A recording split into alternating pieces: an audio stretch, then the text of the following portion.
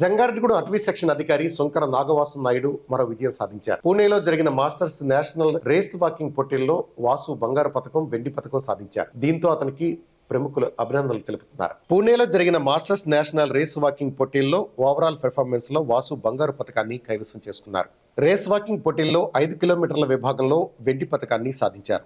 దీంతో ఈ ఏడాది కొరియాలో జరగనున్న మాస్టర్స్ రేస్ వాకింగ్ పోటీలకు అర్హత సాధించినట్లు వాసు తెలిపారు. తనకు ఈ అవకాశం రావడం ఎంతో సంతోషంగా ఉందని పేర్కొన్నారు.